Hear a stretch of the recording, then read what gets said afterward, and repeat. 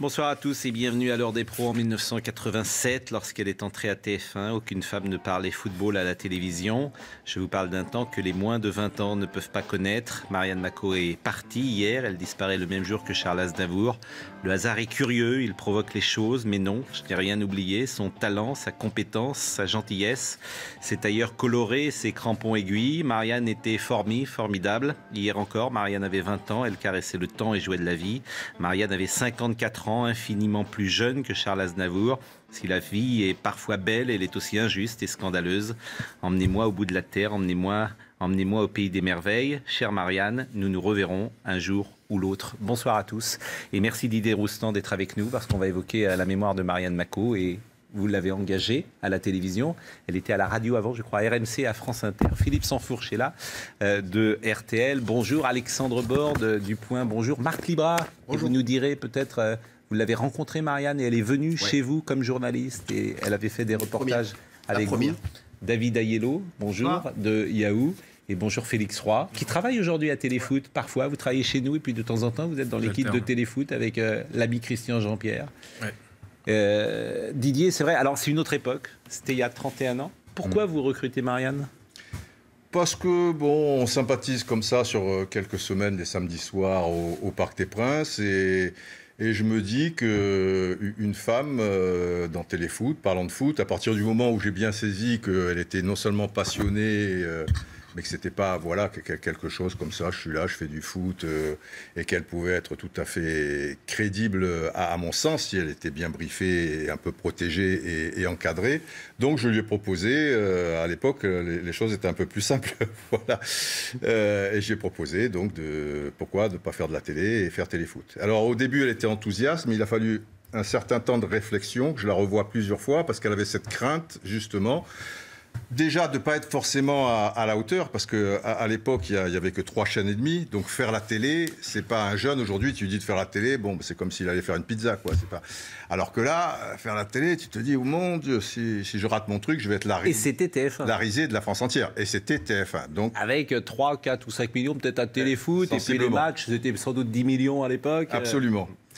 Et puis cette crainte aussi, quelque part, qu'on la juge d'une certaine manière, puisque jamais à la télévision, il y avait d'autres femmes avant elle, Marie-Christine Debourse, en 78, elle doit arriver, Christine Paris, la femme de Dominique Duvauchel, vers 78 aussi. Mais une femme qui parle foot, c'était une grande première, et puis finalement elle a accepté. Il a fallu que je cravache dur avec certaines personnes à TF1, mais Jean-Michel Lelio, qui était notre chef des services des sports à l'époque, a été un bon allié. Et finalement, elle a eu sa chance. Bon, est-ce que ça se passe bien quand elle entre dans le milieu? Est-ce qu'elle est bien acceptée d'abord par les footballeurs, le milieu, et puis également par ses confrères? Eh bien, bon, déjà, les confrères la connaissaient, puisqu'elle était dans le milieu du football. Moi, je trouve qu'elle a été très facilement acceptée par les dirigeants, entraîneurs, arbitres, joueurs, etc., donc le milieu professionnel du football. Et tu es bien placé pour le savoir. À Téléfoot, on formait une famille. Il y avait des gens très jeunes, comme toi, Yves Cuffermin, Frédéric Jaillant, qui avait 3 ans de métier, quoi. Philippe Huy, qui était là depuis longtemps, mais qui était là depuis 4-5 ans en réalité. Sylvain C'était un peu plus vieux que moi, quand même, Yves et Frédéric. Notre génération, nous, c'était Matou, Christian Jean-Pierre. Oui, mais Matou, il arrive après. Quand Marianne, là, on est en... Christian, on arrive en même temps. On est en 87, voilà. Sensiblement. Avec Martin de Zara était là. Martin de Zara, etc. Donc, pour elle, c'est quelque chose qui est assez facile. Et bon, tu l'as bien connue, elles se font là-dedans. Marianne, elle était toujours souriante, elle était dans son monde, elle était toujours heureuse, elle n'était pas là à se la péter ou dire voilà, je suis la femme qui parle football à la télé, je suis la première, patati patata. Et dans mon souvenir, enfin, ça a duré 2 ans en ce qui me concerne, puisque je suis parti après. Ça s'est très bien passé. À mon avis, et c'est là où les gens... J'ai vu beaucoup de choses sur Twitter en disant « Mon Dieu, ce qu'elle a dû endurer, essuyer des plâtres » ou des choses comme ça. Mais elle était vraiment à TF1, en tout cas, même si ça s'est terminé en eau de boudin. Alors ça, peut-être tu étais encore à l'époque, tu nous expliqueras pourquoi. Moi, j'étais parti depuis longtemps. Mais elle a été dans un cocon et dans les meilleures conditions avec des gens. Et si tu te souviens bien, il n'y avait pas d'histoire de... Ah, c'est une femme, alors... Nantes-Saint-Étienne, non, on va pas la mettre en Nantes-Saint-Étienne, c'est costaud, on va la mettre à Laval-Toulouse, ou des choses comme ça. Voilà, on était copains, c'était familial. Et je réalise qu'on n'avait que 6 ans d'écart, en fait. Mais j'étais plus papa que grand frère, en fait, aussi. Et ça, c'est ta nature. Oui, c'est vrai que je suis un petit côté papa poule, un petit côté protecteur. Capitaine, voilà, protecteur. Et donc, il faut que les gens sachent que voilà, elle a été mise dans les parfaites conditions. Après, c'est elle qui a trouvé son style, sa personnalité. Ce qui était bien avec elle, justement, c'est que c'était important qu'elle garde sa personnalité, qu'elle n'essaie pas d'être dans un rôle. Il y a une tonne de réactions, hein, vraiment, parce que, alors évidemment, talent, compétence, bien sûr, mais surtout gentillesse et empathie. Alors Hervé, Matou, une pensée émue pour Marianne Macot, avec qui j'ai passé 7 ans de ma vie professionnelle. C'est vrai qu'il y a une vraie empathie avec le milieu, parce que, par exemple, elle fracassait pas. Aujourd'hui, on a des émissions, on est dur sur les joueurs. Les émissions qu'on fait nous, d'ailleurs, ici, moi le premier, parfois je suis très dur, j'ai été très dur avec des joueurs. Mais c'était une époque différente à la télévision. Elle est plus douce. Et je pense que ça l'a arrangé quelque part. Ouais. Parce que si on était aussi clivant que l'on est aujourd'hui, nous, on commentait les extraits de matchs et on disait à un moment, bon, un tel a été bon, peut-être qu'Albert Raymond n'était pas très en forme, il a mal cadré, mais ça n'allait pas plus loin. Aujourd'hui, on ferait un débat. Le problème Albert Raymond à Monaco. Ben oui, mais c'est ça. Et là, elle aurait été peut-être jugée d'une manière plus dure, parce qu'on va dire, putain, une femme qui va nous expliquer le problème d'Albert Raymond à Monaco d'un point de vue footballistique. Mais vous rêvez. Alors que là, c'était plus doux. Et puis elle faisait des magazines à sa sauce, etc. C'était une belle personne, vraiment, qui était intérieur et extérieur, bien sûr. Qui aimait tout le monde. Alors, effectivement, à partir de 98-2000, Marianne, elle arrête la télé, elle arrête la radio. Moi, quand je suis venu ici à iTélé dans les années 2010, j'ai essayé de la contacter pour lui dire, mais reviens parmi nous. Et là, il y a, je veux dire, elle se met en retrait du milieu et elle disparaît du milieu du journalisme. J'étais pas assez proche d'elle, je l'étais professionnellement, et puis après on se croisait, mais à ce moment-là, pour savoir si ça a été la déception d'être mis de côté par TF1, ou, parce que ça arrive aussi, elle avait fait un peu le tour de la question, peut-être, voilà, dans sa vie privée, etc. Elle avait d'autres priorités, je sais pas. Après, c'est sûr, les gens se polarisent sur la réflexion de Thierry, qui, dans ses mémoires, la casse un peu, entre guillemets. Alors, ça, pour les gens qui connaissent Thierry, c'est pas quelqu'un de tordu ou méchant. Il dit ça parce qu'il le pense, mais il ne réalise pas les conséquences que ça peut avoir, puisque forcément, étant une femme qui parle de football, et surtout, il faut se remettre dans le contexte, et à l'époque, il y a une partie des gens à qui ça va très bien, une partie qui attendait de voir et qui est convaincue. Après, il y a des gens bas du front, il faudra plus de temps. Si Thierry dit ça, c'est la caution, et ça la fragilise. C'était plus maladroit que méchant. Je pense qu'il a dû regretter, Thierry, ensuite. Pardon ? Je pense qu'il a dû regretter ensuite, Thierry. Mais en plus, les écrits restent, tu sais ce que c'est. Voilà, et après, le buzz existe quand même, et de cette petite chose, parce que, voilà, c'est Thierry Roland qui dit ça, c'est pas parole d'évangile. Peut-être que toi, tu dis autre chose, et toi, tu dis autre chose. Mais ça a fait tout ça. Ce qui m'a frappé hier... Et ça a dû la toucher. Ce qui m'a frappé hier, et c'est une journée particulière, parce qu'elle meurt effectivement le même jour que Charles Aznavour, c'est combien, même après l'éloignement, et moi, je ne l'avais pas revu, je l'avais contacté, mais pas revu. J'ai été frappé combien tout le monde était sincèrement touché, peiné. Il y avait 2 pages ce matin dans l'équipe. Très bel article de Frédéric Galamette qui parle, qui évoque sa mémoire. Vous l'aviez rencontré comme joueur de football, a été venu chez vous, et ce dont on parle là, vous l'avez vécu comme acteur. Oui, mais aussi c'est une époque différente, puisque les années 90, c'est le Grand Olympique de Marseille, elle a accès à tout, quoi. Elle passe partout. Oui, parce qu'avec Tapi, elle s'entendait très très bien avec Tapi. Oui, mais parce que Tapi, avec les hommes, c'était parfois compliqué parce qu'il met un rapport de force terrible. Exactement. Mais il y avait, avec une femme, c'était plus facile. C'est une époque où les journalistes pouvaient encore rentrer dans le vestiaire à la fin du match. Marianne rentrait tout le temps, quoi qu'il a. Même après la défaite, elle rentrait. On n'avait pas de problème avec ça. Elle avait fait des interviews dans les douches, mais c'était un truc, c'était lunaire à l'époque. Moi, elle m'a contacté, je veux faire un truc sur toi. Très bien, elle est venue à la maison. Voilà, c'était 2 fois. J'ai eu la chance 2 fois de la croiser. Ça m'a énormément peiné aussi parce que ça m'a rappelé beaucoup de souvenirs. Et c'était une époque totalement différente. Mais voilà, professionnalisme, toujours très prévenante, en faisant attention. Elle était venue à la maison, on avait bu le café. Mais comme aujourd'hui, ça serait impossible. J'ai croisé des personnes de l'équipe. Aujourd'hui, c'est impossible parce qu'elle fait, peut-être 1 ou 2. Non, mais cette proximité est impossible. Vous regardez... Non, mais quand je dis les journalistes, c'est pas que l'équipe, c'est en général aujourd'hui. On veut avoir quelqu'un, il faut appeler l'agent, le frère, le beau-frère, le tonton, le pépé, la mémé. Là, elle m'a appelé. Oui, c'est Marianne Macot. Ah oui, bien sûr. On avait fait. C'était. Voilà, on était avec mes enfants. On a tourné. Après, 1 an après, je veux refaire un truc. On va chez tes parents. Voilà, c'était. Mais c'était une référence, quoi. Vous regardez les reportages de Didier dans les années... Il y a 40 ans quand même, 77, 78. Il y a 30 ans. Il y a 40 ans. J'ai commencé il y a 42 ans, mais le reportage, ils arrivent en 78, 77. On est en 2018. Oui, 40 ans. Je veux dire, il y a 40 ans. C'est-à-dire les reportages de Paganelli. Oui, Paganelli, c'est 78. Les reportages de Daniel Bravo, les reportages de José Touré, de ça. D'abord, vous aviez une proximité incroyable avec eux. Et ensuite, vous avez un talent de metteur en scène, etc., qui fait que c'est des films, c'est des petits films, quoi. C'est des grands films même. Et aujourd'hui, ça serait plus compliqué d'avoir cette proximité.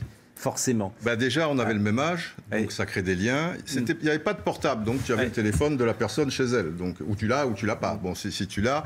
Mais le fait d'avoir le même âge, c'est-à-dire qu'après, on se voyait de temps en temps après les matchs, on avait un petit peu plus ou moins les mêmes goûts. Après, c'est sûr que les footballeurs ne sont pas idiots. Quand ils ont vu un ou deux reportages, si toi tu dis je vais venir et machin, en général ils te ferment pas la porte, mais les choses c'est vrai étaient plus simples. Il y avait beaucoup moins de médias.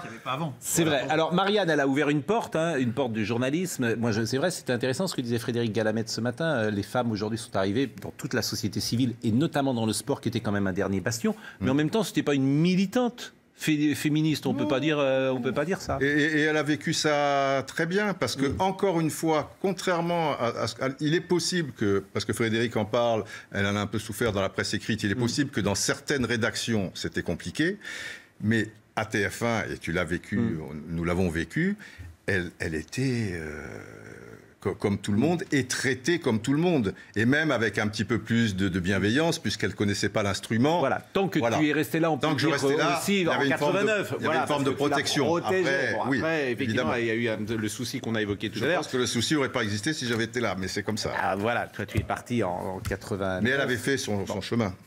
Bon, on voulait évoquer en tout cas sa mémoire. Merci Didier, vous appartenez... Alors, tu appartiens. Je suis quand même tutoyé. Didier, on se tutoie tous. Mais bon, Didier... Je l'ai connu bébé. Voilà.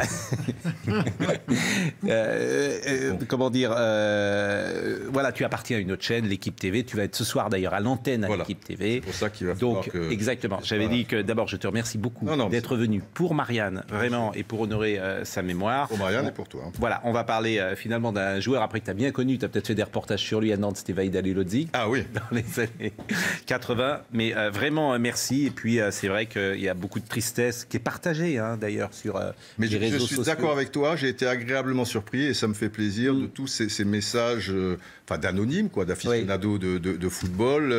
Elle les a vraiment marqués. Oui, quoi, oui, parce que il y a beaucoup... D'abord, on découvre le foot souvent quand on est jeune, et j'ai vu beaucoup de témoignages. Les gens regardaient, ils avaient 10 ans, 12 ans à la télé. Bon, téléfoot, il y avait que ça. Donc... Mais voilà, il y a beaucoup de femmes qui disaient ça. Ah ben moi, c'était une sorte... d'exemple. Oui. Vraiment d'exemple. J'ai suivi votre carrière. Chose importante, les deux interviews qu'elle m'a faites, elle n'apparaît jamais. On la voyait jamais. Non, c'était quelqu'un de discret. On entendait sa voix, elle se mettait jamais. Alors qu'aujourd'hui, on peut te voir, la plupart, ce qu'on appelle croquer, ils se mettent à côté. Nous, on nous laissait vivre, elle était derrière, elle posait des questions, elle parlait, mais à aucun moment on sait que c'est elle. Donc c'est ça qui était aussi... Mais le fait d'entendre une voix féminine comme il y avec elle, forcément, ça marque. Ouais. Génial de voir le grand Didier dans votre émission, c'est Seb qui dit ça. C'est vrai que vous avez beaucoup d'aficionados, vraiment, vous avez beaucoup d'aficionados. Comme Johnny Hallyday, plusieurs générations.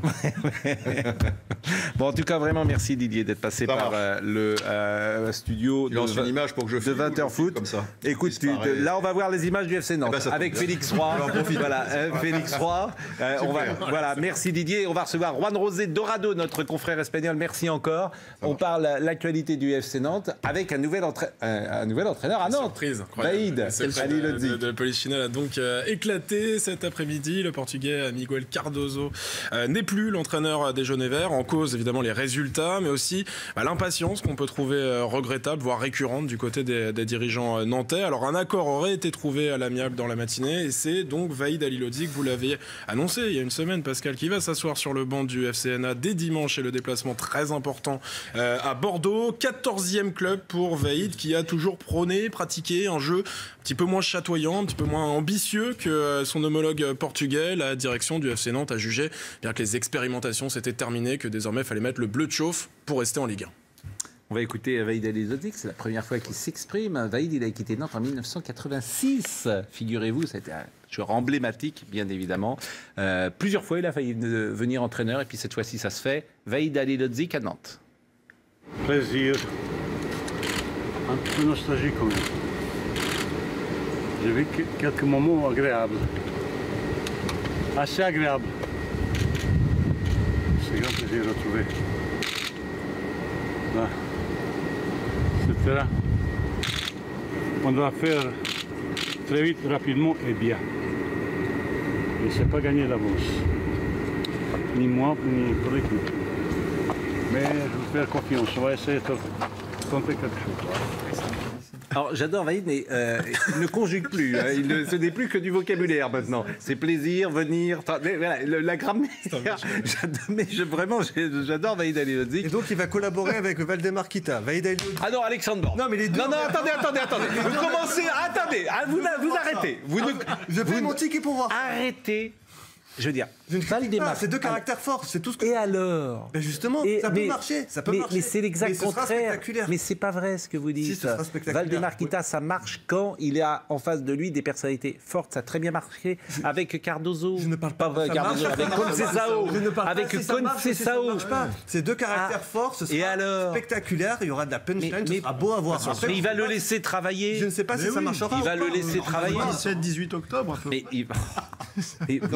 Vous êtes avec Conceição. Ça s'est très bien passé quand même, c'est un exemple Conceição. Nantes a terminé 5e, il n'est pas intervenu une fois, il était à Paris le plus souvent, il venait à Nantes que pour les matchs et il a laissé complètement faire ce qu'il voulait. Arrêtez les journalistes de dire n'importe quoi. Ben oui, je vous le dis, arrêtez. Ou plus exactement, instruisez à charge et à décharge. Et bah si, que c'est de caractère fort et que ça avec votre ironie à 2 balles, vous croyez que je la vois pas venir. Votre ironie à 2 sous. Bah oui, c'est un caractère fort avec Vahid, mais justement, il le prend en connaissance de cause. Il sait bien que il a besoin d'un caractère fort. C'est comme dans un couple, parfois il faut un caractère fort. Alors la question c'est pourquoi est-ce qu'il a pris Cardozo du coup? Il a pris Cardozo peut-être parce qu'il a été influencé, je vais vous répondre, peut-être qu'il a été influencé par son entourage.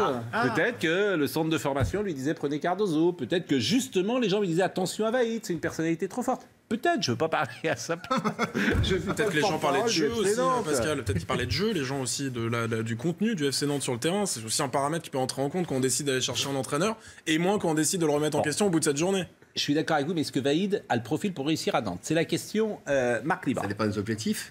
Qu'est-ce qu'on doit définir aujourd'hui? Nantes, c'est dans les 7 premiers. Voilà. Dans les 7 premiers? Oui. Oui, ça va être difficile aujourd'hui. Pourquoi? L'effectif. Parce qu'il va les remettre... Pourquoi vous dites l'effectif? Parce que vous pensez que l'effectif n'est pas capable de jouer dans les 7 premiers? Non, je n'ai pas dit qu'ils ne sont pas capables. Je pense qu'aujourd'hui, l'effectif était en train de créer quelque chose peut-être avec ce coach-là. Vahid Halilhodžić qui a des méthodes bien différentes. Elles sont très dures. Il les fait travailler énormément. Ce qui est un petit peu dommage, c'est que ce week-end, ils sortent d'un très bon résultat. On a vu des attitudes qu'on n'avait pas forcément vues où les joueurs vont vers le coach. Ils sont 19e, hein. Mais justement, donc aujourd'hui, de dire 7 premiers, je pense que s'ils se sauvent et c'est difficile. C'est difficile. C'est-à-dire que là, ils récupèrent un groupe qu'il n'a pas choisi, donc il va devoir faire avec. Les cartes sont rebattues pour tout le monde. Il va falloir s'accrocher. Donc après, il va les faire bosser, ça c'est sûr et certain. J'ai croisé des joueurs qui ont croisé la route du coach. Certains le détestent, d'autres l'adorent. Mais il est très dur. Donc après, si on est capable de se plier à un coach... Quel est le type de joueur? Est-ce que c'est les bons joueurs qui l'aiment bien? Est-ce que c'est les planqués qui ne l'aiment pas? Mais non, mais il faut pas tirer au flanc. On ne triche pas avec lui, il ne faut pas tricher. Mais il y en a plusieurs qui trichent. Il y en a plein qui trichent. Attendez, alors, c'est bien ça de ne pas tricher quand même? Oui, non, mais ça, c'est pareil. Mais oui, vous dites ça, c'est pareil, ça veut rien dire, ça c'est pareil. Mais on le vit, on va parler de Lyon. Lyon a des joueurs qui se cachent sur certains matchs, d'autres matchs, ils jouent. Certains joueurs nantais se plaignent des méthodes de l'entraîneur. Certains joueurs nantais se plaidaient des méthodes de l'entraîneur Cardozo avec Vahid Halilhodžić que je demande à voir. Mais ils pourront plus se plaindre. Au niveau du bureau des plaintes, ça peut être un problème générationnel. Aujourd'hui. Alors ça, c'est vrai. Moi, je l'ai dit, ça. C'est le seul truc qui peut être important, c'est qu'il a 66 ans et qu'il est avec des gosses qu'on en va rappeler. Et moi, enfin, personnellement, l'image que j'ai de Vahid en tant qu'entraîneur, c'est celle qu'il a eue au Paris Saint-Germain, où déjà, bon, il avait, donc c'était il y a 10 ans maintenant, 14 ans même. Oui. En 2004, qui était là. Donc déjà, on commençait à sentir ce décalage un petit peu poindre. Aujourd'hui, à l'âge de 66 ans, avec des jeunes générations dont on connaît le profil, c'est pas évident effectivement que son message passe. Donc après, est-ce qu'il va réussir? Son message passait bien parce que les joueurs justement, ils étaient moins starifiés. Les Dagui Bakary, Pascal Sigan de l'époque, ils étaient beaucoup moins starifiés que les joueurs du PSG qu'il avait entraîné. Mais aujourd'hui, donc ça avait bien marché. Il n'est jamais allé en Espagne en tout cas, Vahid. En tout cas, vous nous avez battus puisque l'Espagne n'a pas encore viré un entraîneur au bout de 7 journées. Hein? Mauricio Pellegrino, qui est celui qui entraîne les Ghanais, est toujours au poste. C'est le premier entraîneur viré en France en virant donc un entraîneur au bout de 7 journées. Oui, c'est le deuxième entraîneur. C'est le deuxième. Donc on a viré. On est bien là, 2 entraîneurs en 7 matchs. Un bon rythme. 2 entraîneurs en 7 matchs. Bon, écoutez, il faut lui souhaiter bonne chance. Le calendrier de Nantes sera à Bordeaux, justement. Les deux. Alors, c'est drôle parce que ces 2 clubs vont se rencontrer et il y a 7 matchs. C'est l'Atlantico. Ces 2 clubs n'avaient pas les mêmes entraîneurs au début de la saison. Non, exactement. Mais ce qu'on peut. On va le voir, le calendrier de Nantes. Il y aura ce déplacement à Bordeaux, très important. Cette trêve internationale, derrière réception de Toulouse, déplacement à Amiens. Il y aura entre-temps un 16e de finale de Coupe de la Ligue qui va se glisser. Non, on peut disséquer le profil de Vahid Halilhodžić toute la soirée. Ce qui est quand même intéressant dans cette histoire, c'est que le FC Nantes navigue à vue. Vraiment, en termes d'orientation qu'elle veut donner à leur projet de jeu. Quand on va chercher Miguel Cardozo, c'est pas pour le remettre en question au bout de cette journée. C'est un entraîneur qui prône un football offensif, qui vient d'Ukraine, on va en parler avec le Shakhtar, son mentor entraînait le Shakhtar Donetsk. Football offensif, déséquilibré, c'est pas en cette journée qu'on le met en place. Alors on est 19e, on a peur, donc on va chercher Vahid pour mettre le bleu de chauffe et finir par se maintenir en Ligue 1. C'est très bien, je suis persuadé que... Philippe Doucet. Non mais je suis persuadé que le FC Nantes... Mais arrêtez, et Pascal, vous qui adorez viscéralement le FC Nantes, vous devriez être très heureux que le FC Nantes essaye justement de se réinventer dans le jeu comme il l'a été, précurseur à une époque. C'est une question, ceci dit Pascal. Le jeu à la nantaise aujourd'hui. Mais arrêtez. Mais si, je vous pose la question. Donc ça n'existe plus. Que vous êtes fatigué. Mais ça. Je ne sais pas, je pose la question. Vous qui êtes attaché aux traditions, vous qui êtes conservateur, Pascal. Vous qui êtes conservateur, Pascal. Vous êtes naftalinisé. Voilà. Vous êtes jeune et vous êtes déjà vieux. Conservateur entre nous deux, c'est vous. On le sait tous. Mais non, vous êtes. Lui, alors il navigue à vue. Bon, Xavier, c'est pas ça. Le jeu à la nantaise, ça vous parle plus. Qu'est-ce que ça veut dire navigue à vue quand le PSG ne recrute même pas de numéro 6? Je suis pas sûr que le PSG soit le meilleur exemple de gestion à long terme. Le football, c'est un temps court. Lille. Faut être réactif. Ce que vous appelez naviguer à vue, c'est être réactif. Faut changer. Check. Tous les 3 mois. Voilà, c'est ça. Donc c'est pour rappeler des mais le résultat, Pascal, vous nous dites la place du FC Nantes, c'est dans les 7 premiers. Bien sûr, oui. Oui, bon, sur les 10 dernières saisons, ils ont fini combien de fois dans les 7 premiers? Ils ont fait combien de campagnes européennes? Ils ont gagné combien de titres? Ils ont fait des finales de Coupe de France? Ils ont fait des exploits contre le PSG, Lyon ou Monaco? Non, jamais. Donc, je veux dire, il manque une ligne directrice, c'est une évidence. Et peut-être que Vahid Halilhodžić peut faire en sorte... D'ailleurs, peut-être que... Moi, je ne connais pas la psychologie de Valdemar Kita, vous la connaissez bien mieux que nous tous réunis autour de ce plateau. Mais peut-être que c'est une chance pour lui de réintroduire un petit peu et d'autorité qui ne soit pas la sienne et d'ADN du club. Parce que ce que nous voulons dire quand même, c'est que... Je pense que, et d'ailleurs, c'est un peu à double tranchant, parce qu'Halilhodžić, je ne sais pas comment il va gérer tout ça, mais c'est quand même, et ça vous pouvez nous le dire, c'est une figure de l'histoire du club quand même. C'est un joueur qui a marqué. C'est partie des 5 plus grands joueurs du FC Nantes. Du championnat de France déjà. Voilà. C'est-à-dire que quand vous mettez les grands Nantais, c'est Henri Michel, c'est Maxime Bossis, c'est Endoram, si. En tout cas, Endoram, sa carrière est un peu plus courte, forcément. Henri Michel, Loïc Ami, c'est resté 20 ans. 95. Mais c'est sûr que Vahid, même s'il a fortement marqué. C'est plaisant, en tout cas, de voir celui-là s'impliquer dans le projet d'un club qui reste... Nantes 7e en 2016-2017, pour répondre à votre question. Et là encore... Oui, c'est vrai qu'il n'a pas eu de chance avec Conceição. Il n'a pas eu de chance, le président Kita, avec Conceição, parce qu'il avait trouvé vraiment la perle rare, qu'il laissait complètement travailler, à qui il avait donné tous les moyens. Et effectivement, il y a eu une offre de FC Porto. Conceição est portugais, il est parti. Bon, voilà. Mais qu'est-ce que vous voulez que je dise? Le football, c'est plus dur que n'importe quel... Mais Conceição était joueur dans les années 2000, lui. Il connaît un peu les joueurs stars. Il a joué à la Lazio, Vahid. Lui, c'est un joueur des années... c'est pas la même génération non plus d'entraîneurs entre Conceição et Vahid. C'est 2 caractères forts.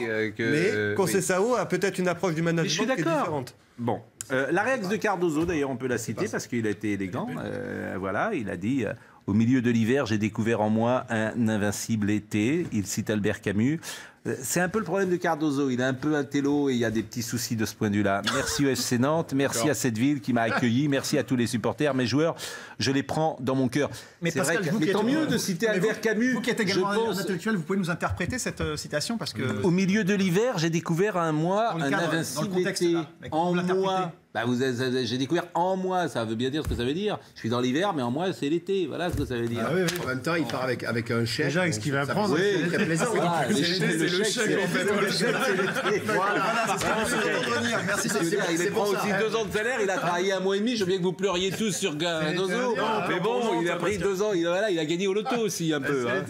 C'est l'été indien. On ira. Tu voudras quand tu voudras. Pascal, en 11 ans, taisez-vous. Vous allez dire du mal. Non, mais vous allez dire du mal. Mais arrêtez, vous allez dire du mal. Bon. Allez, c'est pas bien. Les entraîneurs, vous voulez les entraîneurs? Vous êtes sûr que vous avez mis ça Il y a eu quelques entraîneurs à Nantes. Voilà, il y en a 14 en 11 ans. Parce que les résultats... Mais 14 en 11 ans, Pascal, c'est terrible. Oui, mais alors D'abord, il s'appelle pas l'Ariep, il s'appelle l'Ariep. Mais vous voyez comme c'est de mauvaise foi. Christian l'Ariep, vous le comptez, il a fait un match. C'est plus un club, c'est une boîte d'intérim. Oh, bon, allez. Mais vous êtes vraiment de mauvaise foi. Mao, l'Ariep, ils ont fait un match. Ok, il y en a 12, Pascal, je veux dire. Enfin... Et bien Derzakarian, il est venu 3 fois, Derzakarian. Qu'est-ce que vous êtes pénible. Je vais donner ma démission. Lyon, Shakhtar. On va parler de Lyon. Alors Lyon ce soir est vide. Ah oui, je ne sais pas si vous allez beaucoup parler ce soir, parce qu'on parle peu du football espagnol. On va parler de Lyon quand même. Oui, de Lyon. C'est bon. Ah oui, Lyon est espagnol, vous avez raison. Lyon dans son stade qui sera vide. Qui sera vide, c'était une décision de l'UEFA après les incidents des rencontres face au CSKA Moscou la saison dernière. Ils ont pris un match ferme de huis clos et un match avec sursis. Un huis clos qui va coûter entre 5 et 6 millions d'euros à l'Olympique Lyonnais, ce qui n'est pas négligeable. Alors il y aura quelques personnes dans le stade, notamment les représentants. Mais là, c'est pas des images du jour, ça, que vous nous présentez. Ah, il me semble que si, ça devait être ce matin. Voilà, c'est des images qui n'étaient pas aujourd'hui, hein, effectivement. Mais de toute façon, le stade sera pareil pour ce match. Et Lyon qui avait pris aussi 100 000 euros. Plutôt que critiquer le président Kita, vous feriez mieu de savoir ce qu'il y a dans vos images. Bravo, merci. C'était pas du tout TFNS, c'était un bon moment. Non mais voilà, ils ont pris un match avec sursis, donc il ne faut pas qu'il y ait d'incident pendant 2 ans. C'est considérable quand même pour Lyon, pour ne pas reprendre... 2 ans. Pour ne pas reprendre un match à huis clos en compétition européenne. Ah bah j'espère que ça va... Moi j'aime bien l'UEFA et vos amis les supporters. Tout ce qui s'est passé ce week-end. Mais là, on est sur Lyon, on n'est pas en train de parler... Non, mais vous allez encore les défendre. C'est juste un... Non, moi je dis juste que là, un huis clos total, je trouve ça pitoyable pour l'image du football. Mais qu'est-ce que vous voulez faire avec des supporters? Vous trouvez que c'est une bonne solution? Ils font pareil. Quelle est votre solution? Moi, je vous l'ai déjà dit, je serais pour qu'on ait des sanctions plus dures envers les vrais fautifs, c'est-à-dire il y a des personnes qui sont quand même responsables, qui allument ces fumigènes, il y a de la vidéosurveillance dans les stades, donc des sanctions plus dures pour ces personnes et arrêter avec les sanctions collectives. En quoi est-ce qu'aujourd'hui, les joueurs, par exemple, sont responsables de ce qui s'est passé dans le stade? Ils sont pénalisés. En quoi les 99% des autres spectateurs qui étaient présents au stade sont responsables de ça? Aucunement. C'est un cas extrême quand même. Effectivement, voir ce stade vide, ça fait mal au cœur. Ça fait mal en Espagne. Il y a des fumigènes en Espagne? Il y a rarement, très rarement, pratiquement jamais. Donc, mais il y a une politique vis-à-vis des supporters depuis les années 90 très ferme. Surtout depuis, avec les grands clubs, que ce soit Madrid, Barcelone, Valence ou l'Atlético de Madrid, ce qui a évité effectivement il y avait eu des morts en Galice, non? Des gros problèmes à l'extérieur et à Madrid, à l'extérieur du stade, où souvent il peut y avoir des affrontements entre des groupes d'hooligans des 2 équipes différentes. Mais à l'intérieur des stades, depuis les années 90, la politique espagnole à ce niveau-là a été très ferme. Mais c'est sans arrêt. Là, il y a eu des gros incidents ce week-end. Vous ne dites pas le contraire, mais bon, vous ne voulez pas de sanctions. Mais non, mais pas du tout, Pascal, vous êtes caricatural. Je dis juste que, à l'évidence, ces sanctions-là, c'est des sanctions des années 80, les huis clos. C'est plus possible aujourd'hui, même pour l'image du football. On fait payer le football alors que c'est des problèmes de société. Le but d'une sanction, c'est d'être adapté. Là, elle n'est pas du tout adaptée. C'est toujours de la faute de la société. Il y a un problème inhérent à la société française. Regardez, ce soir, ça vous va? Moi, je trouve qu'il y a un plan qui a bien marché. Ça s'appelle le plan Le Prou. Il a montré son efficacité. Donc le plan Le Prou, si on l'appliquait dans tous les stades de France, il n'y aurait plus de problème. Voilà, vous êtes content. Et si je dis ça, je mets le feu. Là, alors, ils vont me faire insulter les ultras. Voilà, d'accord. Mais on est revenu du plan Le Prou. C'était transitoire. Écoutez, globalement, au PSG, le plan Le Prou, il est en place. Il a été élevé, il y a une réintroduction. D'ailleurs, la question des mesures du plan Le Prou ne sont plus appliquées. Évidemment. Le placement... Non, mais c'est fini, ça. À Auteuil, il y a un placement aléatoire. Mais non, mais Pascal, je vous le dis. Il a été efficace pendant 2 ans, 3 ans. Peut-être qu'il faut faire ça, ne serait que 2 ans, 3 ans. En tout cas, il n'y a plus de problème au parc. C'est tout ce que il n'y a plus de problème au parc. Et il y a une ambiance magnifique qui est 100 fois mieux. C'est sous-jacent. Voilà. Et il y a une ambiance au parc qui avoir des problèmes. Plaisante.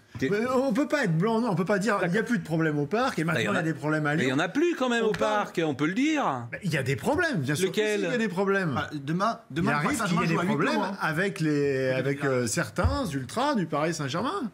Bien sûr que si. Faites raison, pas le demain le PSG joue à huis clos. Demain, le virage, il sera... Bon, on va écouter Genesio et Fekir, en tout cas sur le huis clos. Le public est très très important dans ce genre de match. Par le passé, on a eu des ambiances européennes ici assez extraordinaires. Je me souviens du match contre la Roma ou contre le Beşiktaş, qui nous permettent parfois de décupler nos forces. Il faudra faire 100 demain. C'est regrettable pour tout le monde, je pense. Maintenant, il faut aussi accepter la sanction et trouver la motivation, même s'il n'y aura pas de public et que ce sera un climat un petit peu particulier. On entend tout en fait, c'est ça. Après c'est vrai qu'on voit le stade vide, c'est un peu différent. Mais à part ça, il n'y a rien qui change. Hein. Le ballon, c'est le même. Il y a 22 joueurs. Voilà, c'est juste en dehors que c'est vide. On rappelle le groupe de l'Olympique lyonnais dans cette Ligue des Champions. Et pour l'instant, Lyon qui est premier. Alors, c'est pas très concluant parce qu'il y a un match en cours, figurez-vous, entre Hoffenheim et Manchester City. Pour l'instant, il y a un but partout entre les deux équipes. Agüero a répondu à Belfodil, l'ancien lyonnais, si je ne m'abuse. Oui. Belfodil, voilà. Donc, Lyon, pour l'instant, en tête. Pour l'instant, vous ajoutez un point à Hoffenheim et à Manchester City. Donc, les Lyonnais sont toujours premiers du groupe grâce à leur victoire en terre mancunienne. Et Genesio est confiant. Bon, on doit plutôt être confiant puisque c'est un match de Champions League. Donc, a priori, on devrait être très concentré et très présent. Donc, pas d'inquiétude particulière avant ce match, même si ça va être dans un contexte particulier et inhabituel surtout. Ce soir, c'est à 21h. Et le programme de cette Ligue des Champions avant de parler du Paris Saint-Germain demain. Dans la poule de Lyon, Hoffenheim City, on vient d'en parler pour l'instant. Il y a un but partout. L'autre match de 19h, c'est la Juve qui a assommé la Serie A ce week-end, qui recevait les Young Boys de Guillaume O'Haraud. Enfin, le match est encore en cours pour l'instant. 3-0 pour la Juventus. Non, c'est les vieux résultats, ça. C'est pas les anciens, ça. La Juventus. Non, c'est en cours en fait. Il y a 3-0 et il reste 10 minutes à jouer. C'est Dybala, triplé de Dybala, comme ça c'est fait. Non, mais on met pas des vieux résultats. Oui, parce on a les moyens de mettre des résultats neufs, si vous voulez. On surpaie. Pascal, je le surveille. Je surveille ici. Il est intransigeant. Là, vous avez raison, parce qu'il n'a pas été. C'est pas très bien. Pour sa dernière émission, c'est pas très bien. Le Paris Saint-Germain, Félix. Lassana Diarra était de retour. Il est excellent, Félix, je le précise. C'est le futur Neymar. C'est ce que vous dites. Le futur Nilmar ou Neymar ? Neymar, j'ai dit Neymar. Très bien. Le PSG s'est entraîné au camp des loges. Vous le savez, le PSG qui reçoit le Shakhtar Donetsk amputé de ses virages. J'ai dit quoi ? Étoile rouge. Shakhtar, oui, pardon. Ah oui, vous faites plein d'erreurs. Ah ouais, non, mais c'est terrible. Je suis déstabilisé. Bon, là, Lassana Diarra était de retour à entraînement. Thomas Meunier et Juan Bernat également. Ils devraient être dans le groupe. L'incertitude pour la compo, ce serait entre Marquinhos et Kimpembe. Alors, il n'y aura pas de supporters serbes, parce que là aussi, on craignait des incidents dans le parquage de déplacements officiels. En revanche, Pascal, vous le savez, la diaspora serbe est assez développée à Paris. Les autorités qui s'attendent à plus de 700 supporters de l'Étoile Rouge. Et là, pour rejoindre le débat que vous aviez, quelque chose que je déplore, les supporters de l'Étoile Rouge qui viendront au Parc des Princes n'auront pas le droit d'arborer les couleurs de leur club. Et ça, je trouve ça quand même, c'est la négation du foot, quoi, pour moi. Pourquoi ça, c'est étrange, ça ? Pour éviter les incidents. Parce qu'ils risquent d'être disséminés dans le stade et que ça peut créer des foyers de... Qu'est-ce que vous voulez ? C'est terrible quand même. Non, mais c'est à la fois terrible, mais vous ne pouvez pas toujours exclure dans vos raisonnements la responsabilité des supporters. Et les supporters ne peuvent pas toujours en permanence dire c'est de la faute des dirigeants, des instances, etc. Je pense qu'il y a un moyen terme. Voilà. Je remarque quand même qu'à Marseille, qui se balade dans le monde entier depuis 40 ans, il n'y a quasiment pas de soucis. Non, mais Pascal, vous pouvez pas dire ce genre de propos. C'est vrai. L'OM est sanctionné d'un huis clos où la saison dernière. C'est pour ça que je dis il n'y a quasiment pas, mais globalement, c'est organisé, structuré. C'est très schématique. Allez dire ça, Patrice Evra. Globalement, je dis à gros traits, Marc Libra, globalement, je veux dire, c'est une colonie importante qui voyage dans toute l'Europe depuis des années, et globalement, ça se passe plutôt bien. Donc il y a un état d'esprit, il y a une culture sans doute chez les ultras de l'OM, peut-être que non pas les autres clubs. Je peux dire ça quand même. Ultra ou supporter, parce que chaque fois dire ultra ou supporter. C'est schématique ça, mais bon. Non, je peux pas dire ça. Et Pascal, l'année dernière, vous qui détestez les fumigènes, l'OM a été sanctionné 3 fois, quart de finale, demi-finale et en finale pour l'usage de fumigènes. C'est pour ça que j'ai dit quasiment. Bon. Vous voulez qu'on parle de Neymar ? Si vous voulez, c'est vous le chef quelque part. Allez, parlons de Neymar parce que il a parlé de Tourelle. Tiens, écoutons Neymar sur Tourelle et après Philippe Sansfourche qui le suit nous dira ce qu'il en pense. Neymar sur sa forme. A sorrir após a lesão, após a Copa do Mundo, eu acho que é passado que eu tenho, que óbvio que sofri bastante com a lesão, fiquei muito triste. chorando pro resto da vida, né? Que tinha que ficar triste, que tinha que chorar, eu já chorei. E agora eu tenho muito mais motivos para sorrir do que para ficar triste. Bon, comment vous trouvez Neymar, Philippe Sansfourche? Là-dessus, sur cet exercice-là, parce que là, bon, il fait le canard, hein, il vient... Non, mais vous avez compris ma question. Sur le terrain, vous trouvez comment? Il est à combien? À 20, 30, 40%? Ah bah non, parce que s'il était qu'à 20 avec ce qu'il fait là, c'est Ballon d'Or à la fin de l'année quand il sera à 80. Non, je pense qu'il revient bien, mais il revient très progressivement, quoi. Très progressivement. Il a eu une Coupe du Monde qui a été terrible parce qu'il n'était absolument pas prêt pour la jouer. On a bien vu en début de saison que c'était encore assez poussif. Et là, petit à petit, il retrouve de la confiance. Son but à Nice montre quand même qu'il a retrouvé des gestes de classe. Ce qui lui manque encore, c'est son accélération sur les premiers mètres. C'est cette explosivité qui lui permet de faire une différence immédiate et de pouvoir crucifier une défense sur 5-6 mètres. Quand il va avoir retrouvé ça, avec la confiance, on connaît son côté, là pour le coup, très brésilien, très joueur de feu comme ça, je pense qu'il peut redevenir un des top players mondial. Il parle beaucoup de sa blessure, mais sa blessure ne joue pas sur sa réaction, l'accélération par exemple. Ça ne joue pas en compte. Je pense qu'aujourd'hui, il y a une lassitude chez lui, il s'ennuie terriblement au PSG. C'est terrible. C'est terrible de dire ça. J'ai l'impression qu'il s'ennuie. Pour le coup, on lui a posé la question aujourd'hui. J'ai vu, il répond à côté. Donc, tu veux... Non, il répond pas à côté. Excuse-moi, c'est moi qui lui pose la question. Il dit, je lui demande est-ce que tu as changé, est-ce que tu te sens bien enfin à Paris après un an? Après, tu le crois ou pas? Mais il répond pas à côté. Il dit, j'ai toujours été très heureux ici, je suis très bien ici avec mes coéquipiers, etc. Il répond pas à côté. T'es pas obligé de le croire. C'est le seul l'année dernière, quand il tire pas un penalty, qui boude, qui prend le ballon, qui veut lever à Cavani. Quand Mbappé est pas là, il joue pas avec Cavani. Tout ça, on le sait. Vous avez posé des questions. J'ai vu la conférence. À un moment donné, il faut qu'il arrête. Je pense, c'est peut-être que mon avis, il y a un mal-être chez ce joueur. Moi, je pense qu'il nous explique là, il y a un mal-être. Et il répond à côté toutes les. Donc voilà. Neymar, il a toujours été comme ça. Ah mais il y a pas publiquement, il a toujours été l'ombre et la lumière. Vous étiez à la conférence de presse. Pascal, vous étiez à la conférence de presse du PSG. Il n'y a pas eu une question sur le match de Belgrade demain. Visiblement, je veux pas dire. Parce qu'il vient pas. Non mais c'est tellement intéressant. Il n'y a pas eu une question sur le match. C'est-à-dire que pour les journalistes, PSG va battre Belgrade demain, mais c'est fait. C'est ça, chaque conférence de presse a beaucoup tourné autour de la tactique. Qu'est-ce que Tourelle mettait en place? C'est vrai que Neymar est venu également, donc il y a eu des questions sur son positionnement. Numéro 10 ou pas, attaquant. Ouais. Mais après, moi, je rejoins ce que dit Philippe. Neymar, il a deux visages. Il a, à l'évidence, une méfiance. On parlait tout à l'heure de ça un petit peu avec Didier Rostand. Aujourd'hui, certains joueurs sont méfiants vis-à-vis de leur apparition publique. Neymar, il n'est pas à l'aise là-dedans. Il n'aime pas cet exercice. Il est méfiant publiquement. Il n'aime pas ça. Mais moi, je le déplore. Moi, je le déplore. J'aime pas tellement, effectivement, il nous reste 5 minutes qu'il a. Mais apparemment, il est toujours à se mettre en avant. Quand tu parles avec d'autres joueurs, des membres du staff, ils te disent qu'à l'intérieur du groupe, c'est quelqu'un de très... On a quand même suivi la veille de Neymar avec sa blessure. Il nous reste 5 minutes, les amis. La une de la presse anglaise, parce qu'on va parler de Zidane. Est-ce que Zidane va partir pour l'Angleterre, Juan Rosé? Il paraît peu probable qu'il prenne le risque de partir en Angleterre chez le Manchester United comme ça au milieu de la saison. Pourquoi?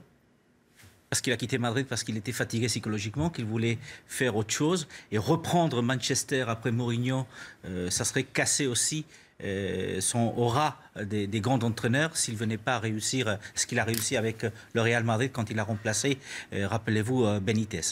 Et Rondroz a raison d'ailleurs, ce qui est de plus dur en Europe pour un coach, c'est de prendre une équipe après Mourinho généralement, que ce soit d'un départ consenti ou un départ forcé.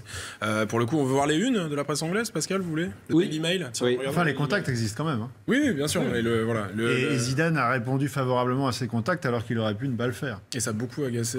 Il est quand même conscient que c'est Manchester United, c'est une institution, c'est la Première Ligue, c'est... Ça se présente pas tous les jours, ce genre de... refuse pas aussi.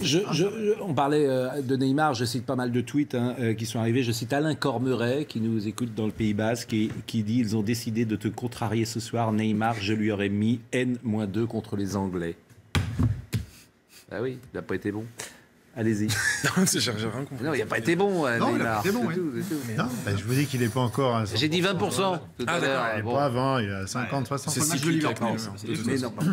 On a vu les unes de la presse anglaise. Ce qu'il faut signaler, au-delà de la brouille entre Mourinho et Pogba, qui est le feuilleton qui n'en finit plus du côté de l'Angleterre, Mourinho s'est brouillé très sérieusement avec un autre cadre de son vestiaire, la personne d'Alexis Sanchez. Il a fait des remontrances, Alexis Sanchez, devant tout le groupe à l'entraînement de lundi dernier à Carrington à Manchester, et Sanchez n'était pas dans le groupe pour le match face à West Ham, match perdu 3-1, et alors lui il a justifié ça en disant je veux les donner du temps de jeu à Anthony Martial, sauf que on n'est pas obligé de sortir Alexis Sanchez du groupe, donc ça se passe de plus en plus mal, et pour Sanchez c'est la fameuse malédiction des numéros 7, depuis le départ de Ronaldo, il y a eu Di Maria, Depay et Sanchez, ça n'a jamais collé à Manchester. On va écouter une séquence avec Mourinho, vous allez bien la décrypter cette séquence, une question lui est posée, est-ce que vous avez parlé avec Zinedine Zidane? Séquence. Dice hoy parte de la prensa inglesa que te ha llamado Zinedine Zidane para tranquilizarte, para decir que no quiere tu puesto. ¿Eso es verdad? ¿Has hablado con Zidane? Detrás tuyo, pregúntale porque ha sido él que ha escrito, ese que está ahí atrás. Detrás tuyo, ese ahí. I'm telling him to ask you what you wrote. So instead of ask me... About Zidane, if Zidane has talked with Mourinho. Oh, yeah. But which is your answer? ¿Cuál es tu respuesta? Él ha escrito. Preguntas a él. ¿Podemos saber algo del contenido de esa conversación? Él ha metido un bug en mi teléfono. Pregúntale. Séquence tout à fait insolite. Est-ce que Zidane a appelé Mourinho Juan Rosé? La presse espagnole se limite à dire qu'a priori, oui, il aurait appelé Mourinho, profitant du fait qu'il était à Londres aussi, avec sa femme. Cela dit, il reste à lui-même Mourinho, il n'a pas répondu à la question. Hein. Il a laissé quand même ouvert. Le fait qu'il n'ait pas répondu, c'est un petit peu une réponse. Voilà, c'est en soi une réponse, effectivement. Mais voilà. C'est-à-dire qu'il n'a pas voulu trahir la conversation de Zidane, c'est ce que vous voulez dire. Mais que Zidane l'a appelé. C'est que oui. Voilà, moi je suis un peu d'accord avec vous, David. Je l'interprète comme ça. Comment ? Évidemment que oui. Oui, évidemment. Donc c'est assez classe de la part de Zinedine Zidane d'avoir fait ça, forcément. C'est aussi une façon de montrer que Zinedine Zidane est bel et bien dans ses discussions et que quelque chose. Mais s'il appelle pour lui dire qu'il ne veut pas venir, non, c'est une façon de dire que ce n'est pas lui qui initie les choses. Mais si Zidane appelle pour dire je te prendrai pas la place, je ne pense pas que Zidane vienne. Je te prendrai pas la place. Il a dit je n'ai pas l'intention de te piquer ta place. Bon, d'accord. Merci à tous, messieurs. Merci. C'était une émission un peu particulière. On avait voulu rendre hommage en début d'émission à Marianne Macot. Merci, Juan Rosé. Merci, Félix, malgré les choses que vous dites sur un ami qui m'est cher. Et vous serez là quand même demain, si vous voulez. Non, attendez, il n'y a pas de. Lui sur le banc, non ? Qui ça ? Oh, j'aimerais tellement vous voir sur le banc du FC Nantes. Le banc du FC Nantes, vous rigolez. Vous avez lu mon ami Stéphane Coller ? J'ai l'impression qu'il s'est fiché de moi au second degré un peu. Un petit peu, mais c'est un ami. Pascal, je vous verrais tellement saluer la Brigade Loire avant les matchs. Mais ce sont des amis, la Brigade Loire. Je les salue. Je les salue. Je vous ai croisé sur le banc à l'époque. Magnifique, la Brigade Loire, formidable. Comment ? Comme le président Oui, mais bon, écoutez, je suis très bien à CNews. C'est vrai, moi aussi. Franchement, je suis très bien là où je suis. Et voilà. Et j'étais très mauvais, pour tout vous dire, à Nantes. Voilà. J'étais pas bon, c'est pas mon métier. Donc je préfère être dans ce rôle aujourd'hui. Merci à Raymond Vison qui était... non, alors ça c'est drôle, vraiment. Il m'envoie des trucs, ils me font des pièges maintenant. Il met Dominique Depoint, Raymond Vision. Donc voilà, donc à la vision c'était Raymond Dominique. À la réalisation c'était Arnold Cara et au son c'était Nicolas Gillet. Ils me font des pièges, donc évidemment. Raymond Vison, ça n'existe pas Raymond Vison. Quoi ? C'est un Raymond Devaux. C'est léger. Voilà. Seule l'amitié nous anime. Ce sera Sonia Mabrouk à 10h, 22h, et ce sera Patrice Boisfer. Merci à tous. L'info se poursuit sur CNews.